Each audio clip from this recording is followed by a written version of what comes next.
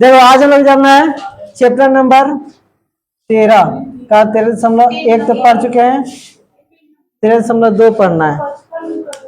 ठीक है, 13.2 में हम लोग सबसे पहले जानना है कि बेलन। इसमें हम लोग को बेलन वाला कंसेप्ट पढ़ना है। बेलन, बेलन के बारे में जानना है कि बेलन होता क्या है। ध्यान समझना, बेलन कैसा होता है तो ध्यान से देखो।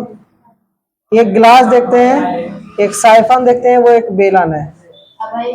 ध्यान देना, इसको कहते हैं बेलन। यह बेलन, बेलन का जो आधार होता है, दोनों आधार इस तरह से होता है, एकदम वृत्त की तरह।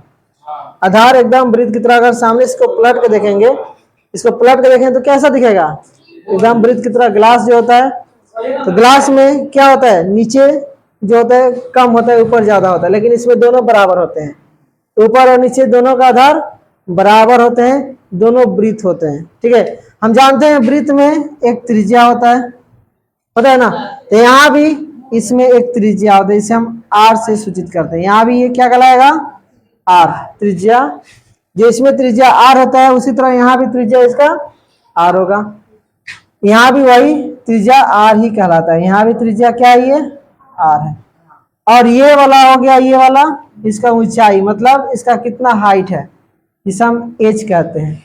ऊंचाई को एच से सूचित किया जाता है। यहाँ तक क्लियर हो गया कि बेलन क्या है। बेलन एक साइफन जो लगता है, पाइप जो होता है, वो भी एक बेलन है। ठीक है, ये बेलन हो गया, इसका त्रिज्या और ये ऊंचाई, बस इसमें दो ही होता है, त्रिज्या और ऊंचाई। ठीक है, अब थोड़ा ध्यान देना है। इसका सूत्र में हमको क्या क्या पढ़ना है। तो सबसे पहले आता है आधार का क्षेत्रफल। यहाँ पे लिख रहे हैं बेलन के आधार का क्षेत्रफल। ध्यान देना, ये बेलन के आधार का क्षेत्रफल मतलब आधार कैसा होता है, आधार वृत्त की तरह होता है। अभी जस्ट बताएं, आधार वृत्त की तरह होता है, तो जो वृत्त का क्षेत्रफल होगा वही बेलन के आधार का क्षेत्रफल होगा। तो क्या होगा, वृत्त का क्षेत्रफल क्या होता है, पाई आर स्क्वायर। तो इसका भी क्षेत्रफल पाई आर स्क्वायर। तो बेलन के आधार का क्षेत्रफल क्या होगा, पाई आर स्क्वायर। अब आता है, अब देखो बेलन का वक्र पृष्ठ क्षेत्रफल। वक्र का मतलब क्या होता है, वक्र का मतलब जैसे एक मार्कर है, एकदम बेलन की तरह दिख रहा है। ठीक है, छोटा है लेकिन बेलन की तरह है। ठीक है, इसमें देखना ये वाला जो भाग घुमा हुआ दिख रहा है, जिस पे लिखा हुआ दिख रहा है ना आप लोगों को, ये चारों तरफ घुमा हुआ भाग जो दिख रहा है, इसी को हम वक्र पृष्ठ क्षेत्रफल कहते हैं। वक्र पृष्ठ मतलब, वक्र मतलब क्या, घुमा हुआ भाग। ठीक है, इसको क्या कहेंगे, वक्र पृष्ठ क्षेत्रफल। और संपूर्ण पृष्ठ क्षेत्रफल का मतलब ये वाला और ऊपर नीचे सब को जोड़ लेंगे तो संपूर्ण हो जाएगा। जैसे यहाँ पे जो घुमा हुआ भाग है, जो भाग घुमा हुआ है, वो सिर्फ वक्र पृष्ठ कहलाएगा। लेकिन अगर संपूर्ण पृष्ठ को देखा जाए तो नीचे का भी जोड़ लेना है, ऊपर का भी जोड़ लेना है, तो ये हो जाएगा संपूर्ण पृष्ठ क्षेत्रफल। तो देखो इसका सूत्र हम लिख रहे हैं। सबसे पहले बेलन का वक्र पृष्ठ क्षेत्रफल क्या होता है, तो बेलन का वक्र पृष्ठ क्षेत्रफल। वक्र मतलब घुमावदार वाला भाग का क्षेत्रफल।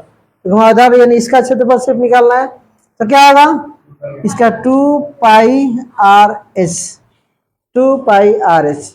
ठीक है, इसका आधार का क्षेत्रफल सिर्फ पाई आर स्क्वायर, लेकिन इसका अब इसका एच भी सामने आ रहा है, तो इसका क्या होगा, पूरा वक्र पृष्ठ क्षेत्रफल 2 पाई आर एच। उसी तरह बेलन का कुल पृष्ठ क्षेत्रफल। अब ध्यान देना, कुल पृष्ठ क्षेत्रफल।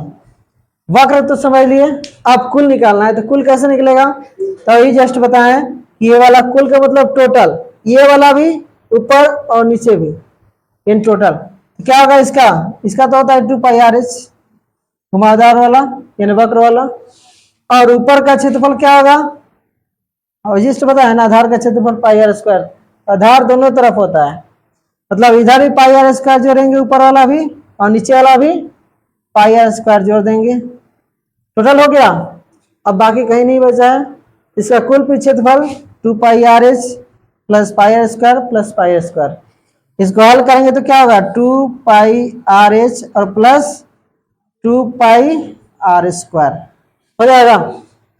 यहां से 2 कॉमन कर सकते हैं, 2 पाई आर कॉमन कर लेंगे तो क्या बचेगा, h प्लस आर। तो ये हम लोग का सूत्र हो गया। तो बेलन का कुल पृष्ठ क्षेत्रफल 2 pi R into H plus R या आर प्लस एच। ठीक है, अब आगे हम लोग जाना है बेलन का आयतन।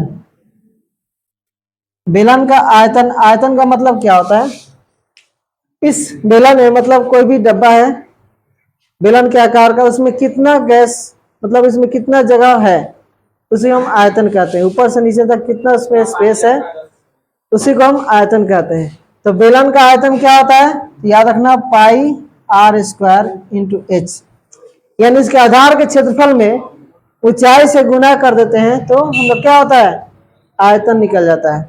आधार का क्षेत्रफल पाई आर स्क्वायर है, ऊंचाई से गुना कर देंगे तो आयतन आ जाता है। तो हम लोग का बेलन का आयतन क्या होगा, पाई आर स्क्वायर एच। तो बस इसमें इतना ही जानना है और एक्स्ट्रा कुछ नहीं जानना है, सूत्र में बस इतना ही जानना है।